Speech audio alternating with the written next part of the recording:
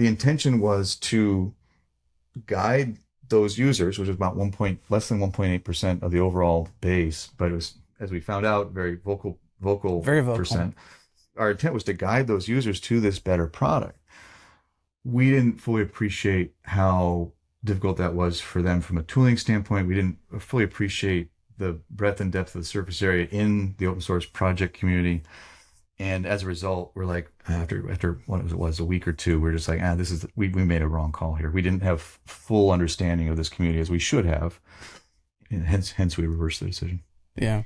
Well, sometimes things like that happen. You lose the goodwill of folks. And as you can see, they're very vocal, those folks involved in that change.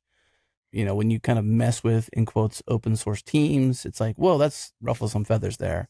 And then obviously you kind of open up the consideration opportunity for alternatives, which I want to speak to, I suppose, Docker Hub. And then as it relates to, say, GitHub Container Registry, which we're users of, in that change, it wasn't an emotional switch, but we switched from Docker Hub and that to, it was actually really easy. It was just a string essentially. So the change was rather simple for us in particular, but we moved from Docker Hub to GitHub Container Registry in that process. And it wasn't because of that.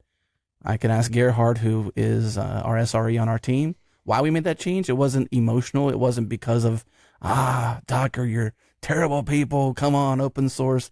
Nothing like that whatsoever.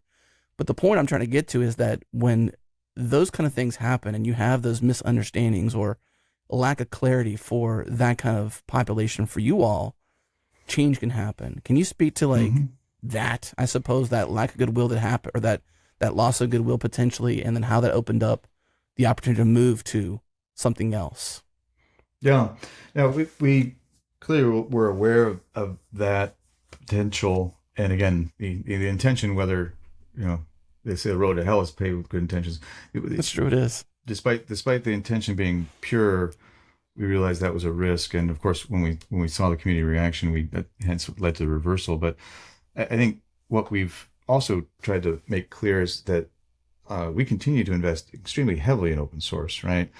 And I mean, it costs tens of millions of dollars to operate Docker Hub annually. And as we've talked about earlier, the vast majority of users, the 20-some million, use Docker Hub absolutely for free. And that's okay. That's more than okay. Like that is our contribution to this community.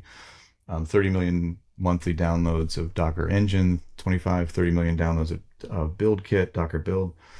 And then this Docker sponsored open source program, which again gives away networking, storage, preferred search results, analytics, all for free. And so despite the misstep or the, I think you said blunder, which is appropriate as well, it hasn't changed our commitment to open source, Adam, and it hasn't changed our commitment to that community.